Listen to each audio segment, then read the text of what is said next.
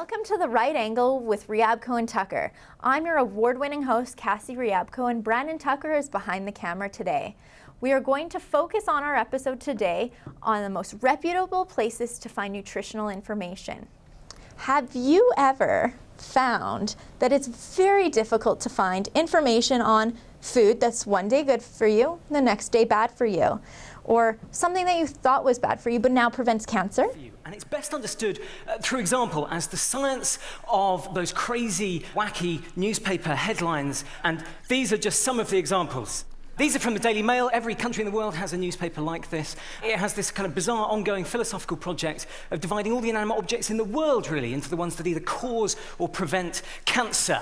So here are some of the things they've said. Cause cancer recently: divorce, Wi-Fi, toiletries, and coffee. Here are some of the things they say: prevent cancer, crusts, red pepper, licorice, and coffee. So already you can see there are contradictions here. We live in a very disorganized world right now in nutritional research, where we have researchers contradicting themselves right, left, and center. This episode today, we are going to sift through the streams of information to find out what is true and what is false. What we found in an exclusive study done here right at the right angle was that 2,283 claims investigated by the European Commission was that 89% of these claims were rejected. So to put that in perspective for you, we found that this portion was the amount that was investigated, where you take a look at this pile, and that showcased what was actually accurate. So how do I know what is real and what is true and what is false? Stay tuned, we'll come back to that right after the commercial.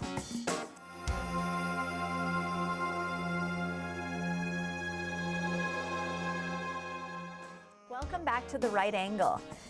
Now we're going to focus on one article that was published by BBC's Good Food, and it's going to focus on whether or not wine is good for you. So BBC's article, we found, had some interesting points, but there was no evidence to support their statements. The authenticity and the credibility is now questionable because they're just saying statements with no support. I have a quote here from the website directly, and it says, "There's little evidence that drinking wine or other alcohol will improve the health of younger people." Nowhere in the article is there a link to the actual report of those findings. We have found that a lot of jargon here in these articles provides the readers with the idea that they're actually a scientific-based research study that they formed into an article. However, a lot of terminology is very confusing and very scientific, so it deceives the readers to make it think that there's a lot of research put into this, but there's a chance that there may not be. Next, we're going to focus on Best Health Magazine. It is owned and operated by Reader's Digest. Sounds pretty official and trustworthy, right?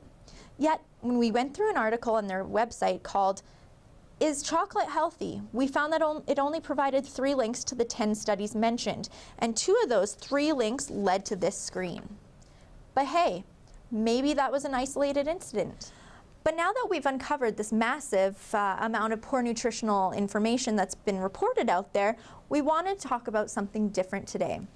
How to do good research and then have that good reporting turned into good research. To do this, we turned to a local specialist.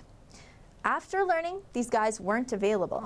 Don't you put it in your mouth. Don't you put it in your mouth. Don't you stuff it in your face. Don't stuff it in your face. Though it might look good to eat. Though it might look good to eat. And it might look good to taste. And it might look good to taste. One expert who was available was Andrea Thatcher, natural nutrition coach, energy and wellness practitioner, and fitness expert.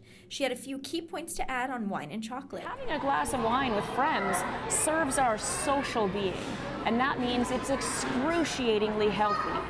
But wine in and of itself, as alcohol, can never be a health food. It can never be good for our physical body. And that's why I believe the controversy is there. Yes, it's beautiful to our social being, not so beautiful to our physical being. We enjoy a glass of wine every now and then, so we thought we'd check out J. Webb Wine Merchants to see what their perspective was on this particular topic. I think what those articles touch on a little more is there anything physical or nutritionally or chemically wrong or or beneficial with wines. And I think there is where you really need to, consumers need to shop wisely. For example, we know for a certainty that there are wines out there, whether you want to call them brand name wines or mass-produced wines or factory wines. Those are all very loose terms, and this is not to say that all branding is a bad thing, but we know for a fact that some mass-produced wines are being made using ingredients, if you will, that are actually bad for you. After having our fair share of wine at J. Webb Wine Merchants, we figured we'd head on over to Master Chocolat and meet with Bernard Callebaut, a respected Calgarian chocolatier, to get his thoughts on the topic. Well, the thoughts is like a lot of the chocolate products that you find everywhere is very sugar-based. And then ultimately, I always, with my new company, I add even less sugar to it than I did before. Wine, good or bad? Chocolate, good or bad? I enjoy wine and chocolate, but I don't necessarily think they help my health. What are your thoughts? I think everything in moderation is just good. I think so. I think it depends on the brand probably and how much sugar's in it. Yeah. I think the dark chocolate's obviously better for you than white chocolate. Well, I'm half Italian and my grandparents are getting up there in age and they can do more than I can. So they drink wine every day. I'm going to go with it's good for you. Perfect. BBC, Best Health Magazine, I'm not even sure if they know the right answer. It's not like they're in the information industry. Here are 2 websites that you can find for your own referencing. For The Right Angle, I'm Cassie Ryabko. Good night.